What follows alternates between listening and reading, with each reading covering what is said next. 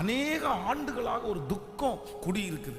அதை நினைச்சாலே துக்கமா இருக்குது. அது அற்புதத்தை நடக்காததை நினைச்சாலே துக்கமா இருக்குது.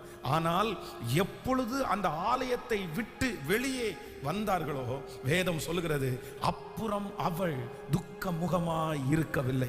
இந்த மாதத்திலே ஆண்டவர் நமக்கு ஒரு நல்ல வாக்குத்தத்தத்தை கொடுக்கிறார். இந்த சத்தத்தை கேட்கிற உங்களுடைய இருதயத்திலே ஏதோ ஒரு துக்கம் ஆளுகை செய்யலாம். ஒருவேளை பிள்ளைகளை குறித்து துக்கப்படலாம், கடனை குறித்து நீங்கள் துக்கப்படலாம். எத்தனையோ இந்த துக்கம் மாறுவதற்கு நீங்கள் எத்தனை முயற்சி எடுத்து கூட உங்களுக்கு நடக்காமல் இருக்கலாம். என்னுடைய மனசனுடைய ஒரு ஓரத்தில் ஒரு துக்கம் இருந்துட்டே இருக்குது, இதை குறித்து ஒரு துக்கம் இருந்துட்டே இருக்குது. உங்களுடைய பரிசுத்த வாழ்க்கையாக கூட இருக்கலாம். ஆனால் இந்த மாதம் ஆண்டவர் ஒரு அற்புதத்தை செய்ய போறார். என்ன அற்புதம்னா, இனி நீங்கள் துக்கப்படுகிற காரியத்திற்கு இனி எப்பொழுதுமே துக்கப்படாதது போல கர்த்தர் ஒரு அற்புதத்தை செய்ய போகிறார்.